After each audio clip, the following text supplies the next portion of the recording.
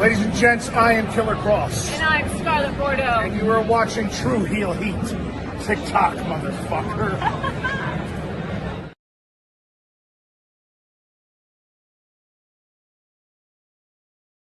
Hi, I'm the ballsy badass Shotzi Blackheart, and you're watching True Heel Heat.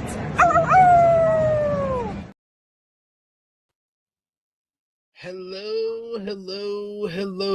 It is me, your True Heel Phenom, SP3. We are back once again to complete our journey, talking about DC Studios, HBO Max's Peacemaker Season 2.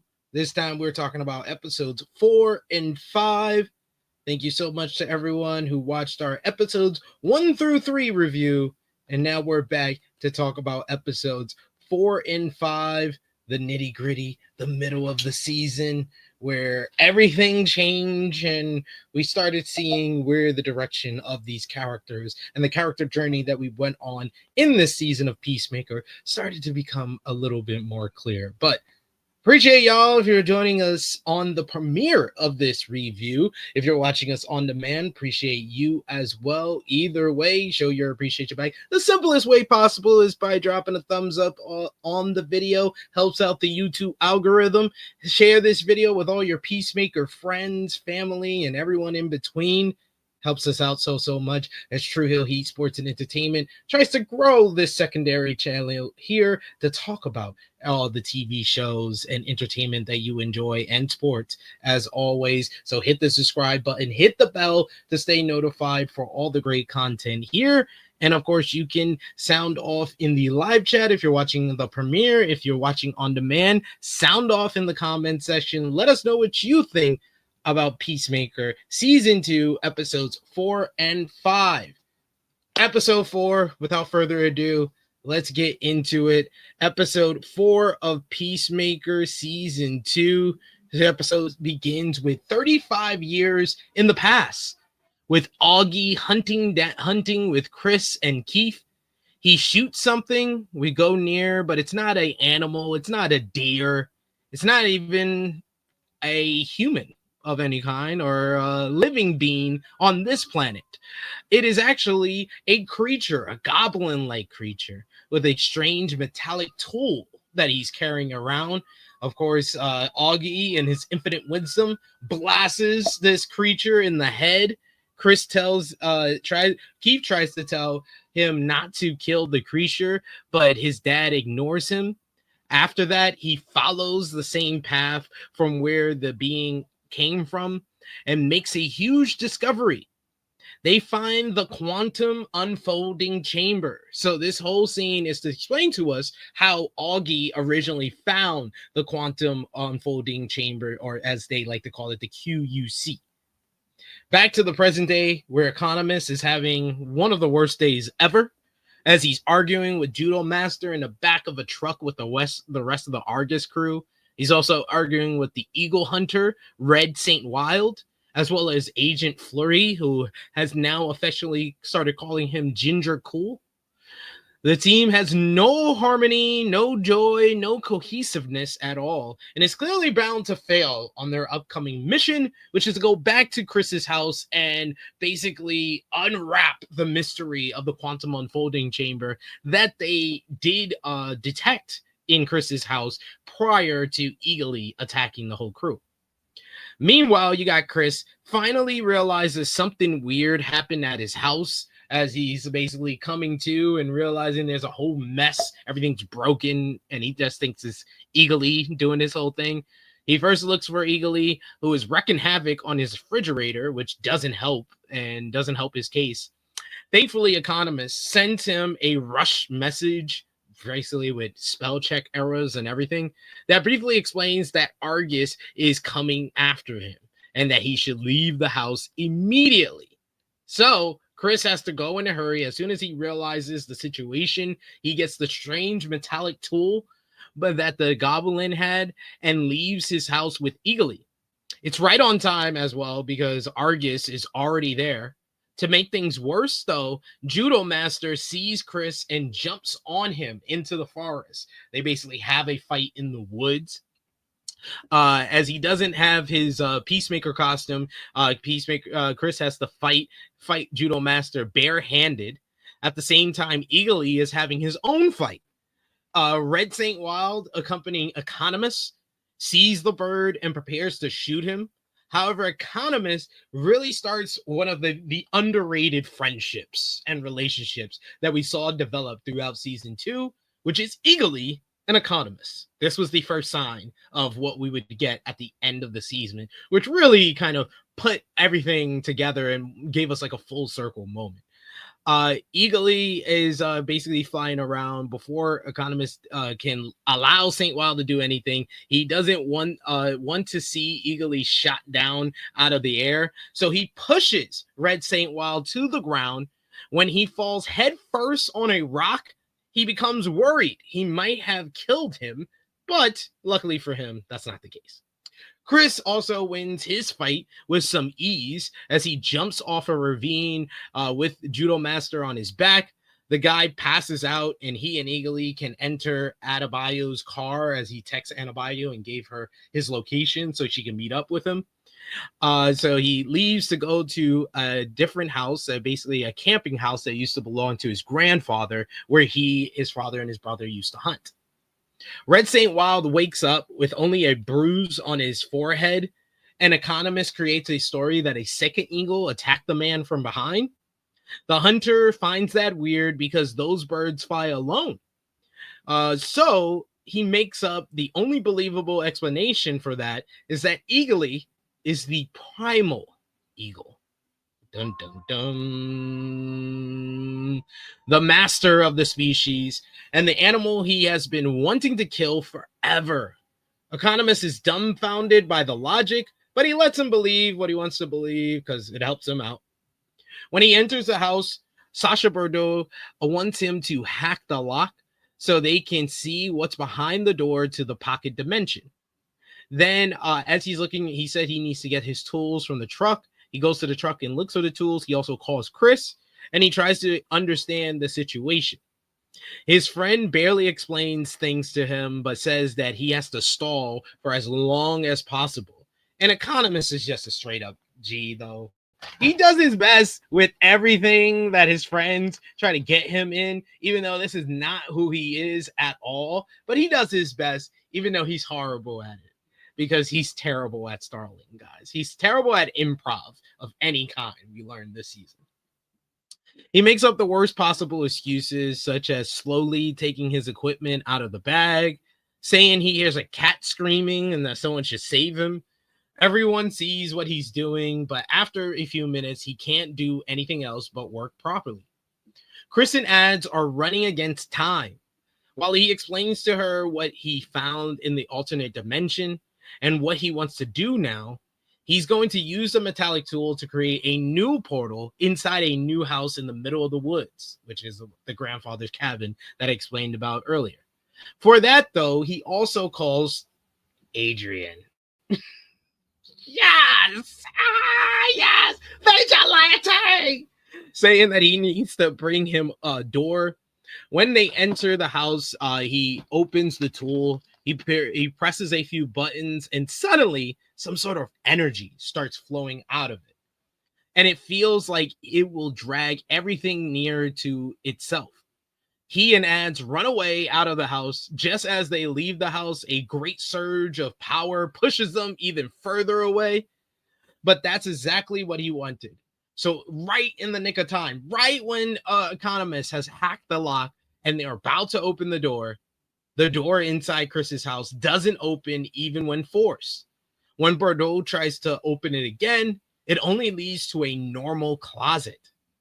She calls Rick Flag to explain what happened, and he's absolutely livid. He is pissed. So he comes up with a new plan. He'll go after Harcourt. Little do they know, though, she just got back from another violent bar fight, because that's just what she does on a Wednesday night. When Rick rings her doorbell, she lets him in, but things are awkward because Rick Flag is a very awkward dude. As we've seen in the past scenes that we've seen in this whole thing with her and him at the funeral in the last episode, or the Rick Flag and Harcourt scene that we found out that they had a relationship. It seems like Rick Flag wants to fuck his son's ex-girlfriend.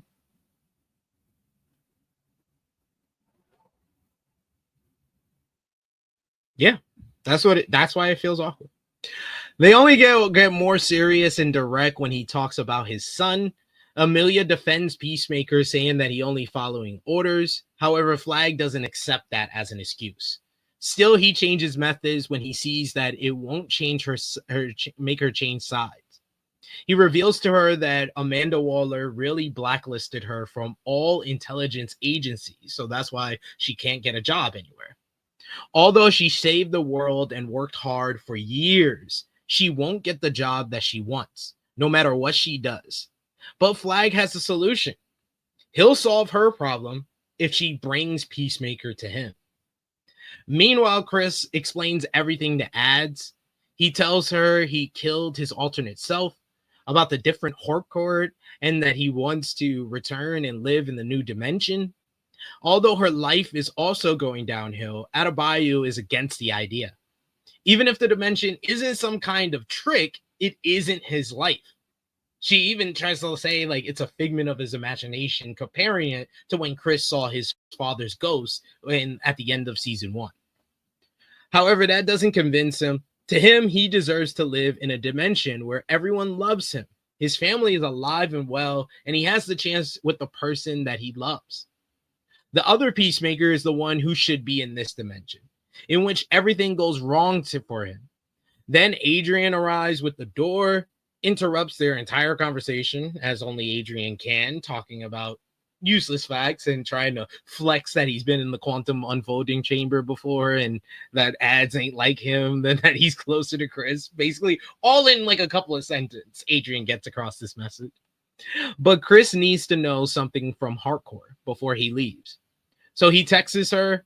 It's a shame he doesn't know that's the worst possible time to do that, as he invites her to talk in a park far from the new quantum unfolding chamber. She feels a bit reluctant, but she accepts his invitation. Harcourt gets out of her house, tells Rick Flag where he's going, hops in her car. Flag took Economos' phone, so there's no way for him to warn Chris about that. So he's obviously conflicted about Amelia's choice. Meanwhile, something unbelievable happens. Red St. Wild does some kind of ritual near a campfire, and unlocks new powers. The bruising mark, which has blood coming out of it, he should probably go to the hospital, I'm just saying, he makes an eagle symbol out of it, and he has an out-of-body experience. His astral body oversees Eagly as the bird flies back to where Chris, Adrian, and Ads are. Now he knows exactly where their hiding place is at. Meanwhile, the others gather to get Peacemaker as well. Judo Master gets out of the woods and sees Chris's car, and he's driving right into danger as Harcourt and the Argus agents are already at the park waiting for him.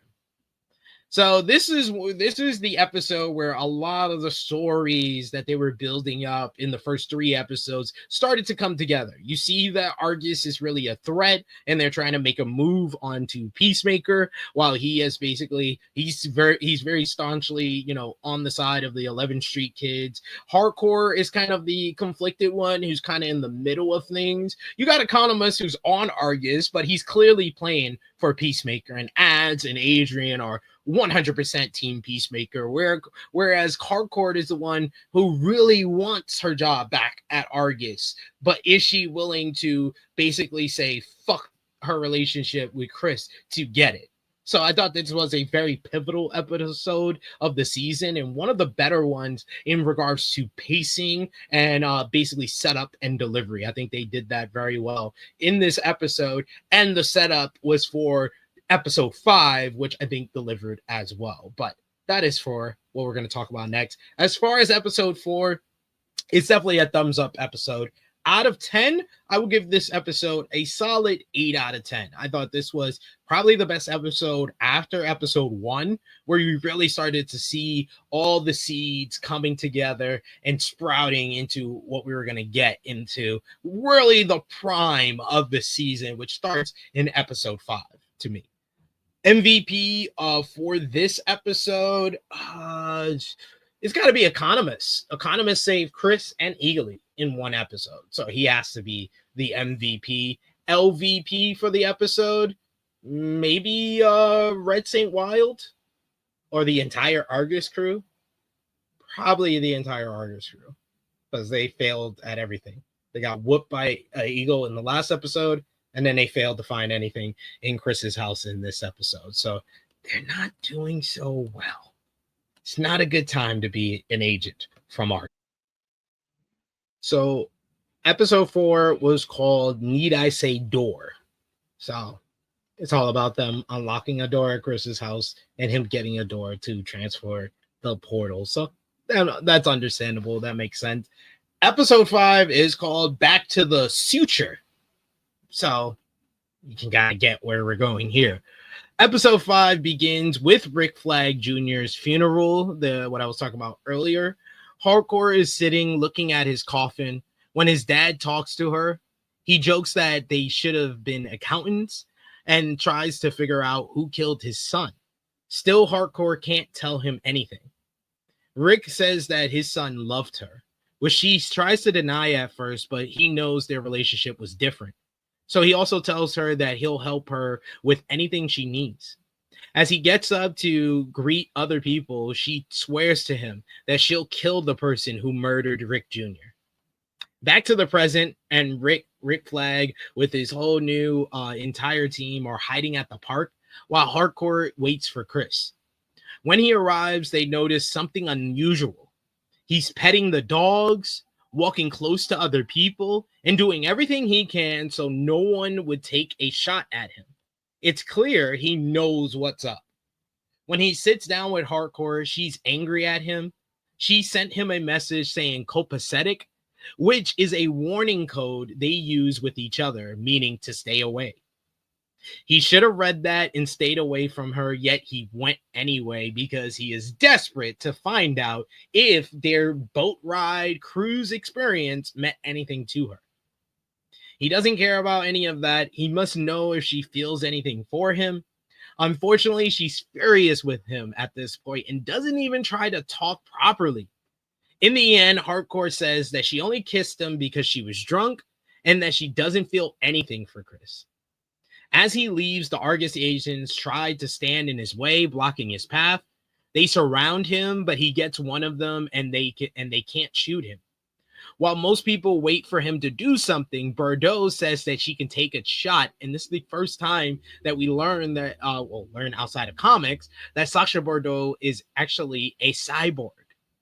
Bordeaux utilizes a tool that lets her see the percentage of error of her shot, and is almost entirely sure she'll kill him if she shoots. Rick tells her to do it, which forces Harcourt to move in and knock Chris to the ground.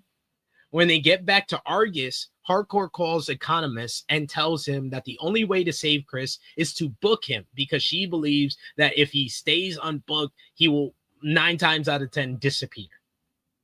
Because if there's not an arrest record, the cops can't be trusted. Flag won't kill him, which is what he probably really wants to do in this case, as we would see when Chris gets into a room with Rick alone. Economos also tells Harcourt that Bordeaux is a cyborg. She was in a plane accident and lost a part of her brain. As a way to save her, it was replaced with a machine. At the same time, Rick takes Peacemaker in a room and makes everyone leave them alone and makes them cut off the cameras in the interrogation room. So you know he was about to do some fuck shit. As soon as nobody else is there, Rick starts beating the absolute loving shit out of Chris right to the ground. Even when he tries to say sorry for everything that he has done, the agent doesn't care and continues to pummel him unmercifully, really. Finally, Economos books Chris before something worse happens, and Bordeaux realizes that. She disapproves of what he did, but Agent Fleury says that he did the right thing. This was the first time that Fleury is actually on the side of good. Then, as Peacemaker is bleeding, collapsed on the ground, the cyborg tells Rick Flag what happened. Meanwhile, Red Saint Wild proceeds with his plan to kill Eagly. He's on his own separate mission. He said, fuck all this Argus shit. I gotta kill this Prime Eagle. He injects venom into a rat and throws it in front of Chris's backup house. The bird sees the food and gets eager to eat it. But Leota and Adrian interrupt him, saying that they're going to get his dad. This leads to Eagly being distracted a bit, and that distraction gives time for a fox to steal the rat. Eagly tries to go after it to rescue his prey, so the fox eats it in one gulp. In a matter of seconds, the animal starts vomiting and dies. Red Saint Wild, you killed a goddamn fox.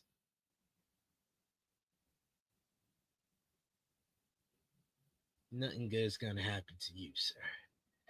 Lee and Adrian get Chris and he explains everything that happened after he left the house. He's sure that Harcourt betrayed him and did everything just to get her job back. In his mind, Economos is the only one responsible for saving him. However, Lee finds that strange and can't believe that's all there is to the situation because she knows that Harcourt means well. And it's kind of funny because of how Harcourt really felt about Lee at the beginning of the season and how Lee was always had Harcourt's back regardless of everything. It's funny. They are so focused on their discussion that they don't realize that Judo Master has been sent by Argus to follow them. Inside Argus, Bordeaux goes to Rick's office. Before she can say anything, he tells her he's sure she'll say he's too close to the situation and that it won't do any good. However, he appears to have his head in the game and knows that the main mission is to find the quantum unfolding chamber. Flag admits that he liked beating Peacemaker up, but he says that that was part of his plan. He only told her to take the shot because he knew that Harcourt would rush to save her friend. And he also knew that if he trashed Peacemaker, the hero would be sure that he's for revenge and wouldn't think he had a bigger plan. Nor would Chris realize that someone is following him. Once he tells her that, Bordeaux says that's impressive and agrees that they need to deal with Chris.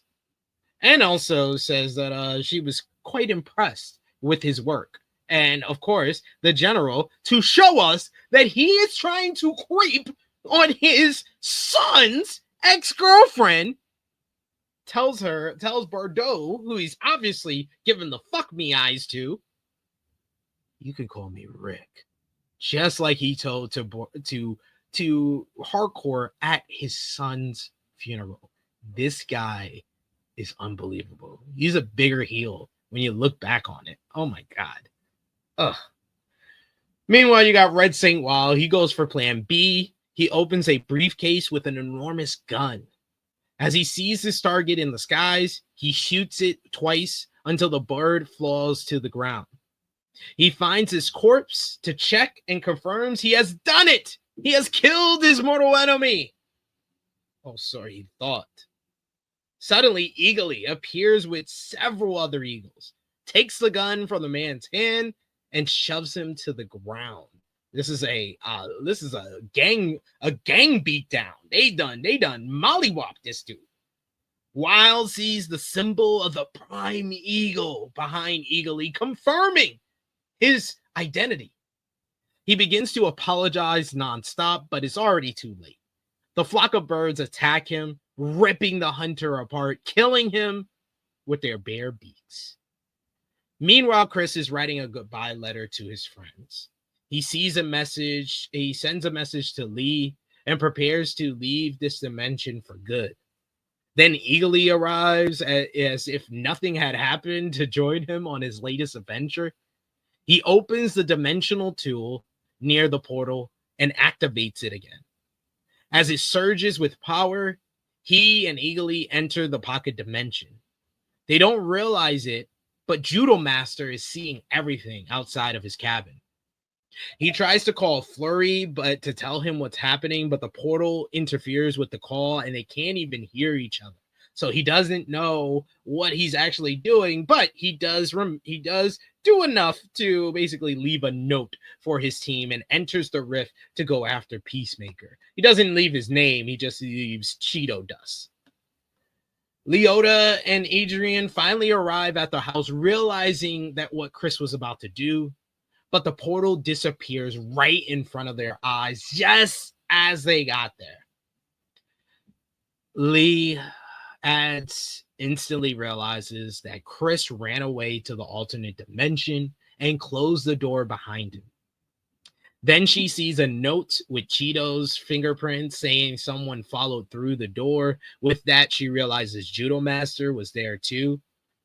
Before they leave, they get the metallic tool and Chris's letter.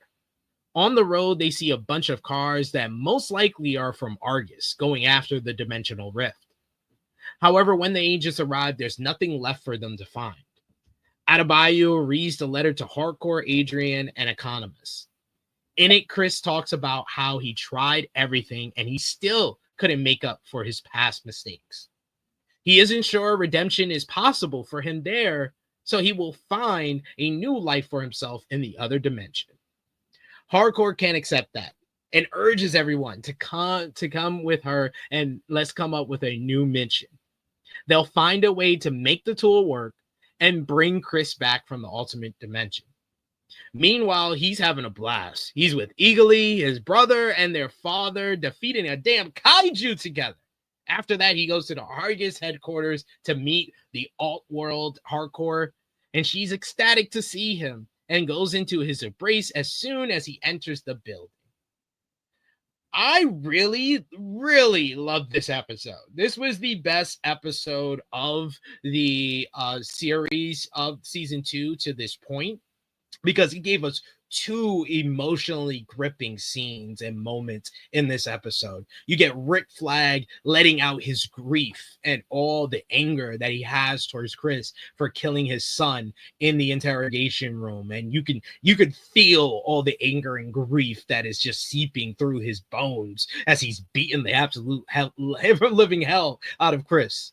And then you get Chris's departure, leaving his friends, leaving his world behind to go to the alternate dimension. It's so sad. It's very sad where, you know, if you saw the contents clues in the first couple of episodes with the alt world dimension, you knew where we were going. But it's very sad to see Chris just feel so empty and done. The person that he loved so much did not return that love back to him. Every single time he thinks that he's going to find redemption, he's not able to do it. He has all this grief and regret from his killing his brother and having to kill his father and everything that he's done along the way in his life, that he doesn't know any other solution than to go to a world where he is beloved and he is a hero, the hero that he always wanted to be in his own world. These are very conflicting and layered character work that you don't see in a lot of TV shows, let alone a superhero TV show. And this is why I think James Gunn is one of the best when it comes to superhero genre, because he gives us these character stories that are unlike anything. Like, I always go back and I always tell everybody, my favorite superhero movie, quite possibly either 1 or 2, right there with The Dark Knight, is Guardians of the Galaxy 1. And Guardians of the Galaxy 3 is up there as well, because these are 2 just character working, exceptional pieces of artistry and cinema that is unlike anything that you will ever see, that makes you laugh, it makes you cry, it makes you emotional, it makes you feel in the heartstrings in a way, it makes you relate in a way that's unlike anything. And I think that Peacemaker season 2, I think, did a great job of giving you very relatable and realistic, believable characters. And Chris is that in a nutshell. And this is some of John Cena's best acting work in this one episode. And it gets even better in the next couple of episodes to close off the season 2. So great stuff.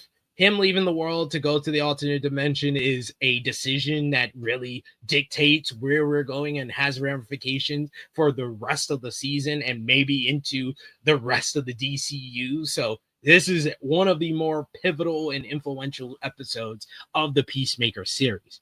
So definitely thumbs up for this episode. Out of 10, I'm about to have to give this the highest rating yet. This is a 9 out of 10 episode. Just gets you on every level. Right from the start, you got Chris in the park trying to escape the park. Is he going to escape? Is he going to die? Is Harcourt going to be there for him? Is Harcourt working with Argus? Is Harcourt for Chris? Like, you don't know where you're going. You're going in so many different directions right from the minute go. This is just really well paced, and it gets you on the edge of your seat for the 30-minute duration of the episode. So 9 out of 10 episode, by far the best of the season so far. MVP for this episode, I'm going to say it's Rick Flag. He got to beat the shit out of Chris, got a little bit of revenge for his son's murder. He seems like he's ahead of the game. He knows what he's doing. He knows what he wants to do and all this nonsense. So I'm going to say it's Rick Flag for now. Can't go with Chris. Harcourt got a job back, so she'll go like an honorable mention, but yeah, it's probably Rick Flag, unfortunately. LVP for the episode, Chris goes to the alternate dimension, so he avoids LVP. It's actually Adrian, because Adrian cries after Ads reads the letter to them. He cries and Ads arms. Maybe he was doing facial exercise. I don't know, but it was sad. I felt bad for him. I felt bad for my boy, man, my boy Adrian. But he's not the LVP. It's actually Red St. Wild. Red St. Wild got murked in this episode, so he has to be the LVP of this episode for sure. But yes, I am happy to talk about these two episodes. Happy to talk about this series. So I'm very much looking forward to the finale of our reviews. When we review episodes 6 through 8, I'm going to get together with Miss Chrissy Love. We're going to do a character tier list. We're going to break down the final 3 episodes of season 2 of Peacemaker and where we see where the DCU will head next.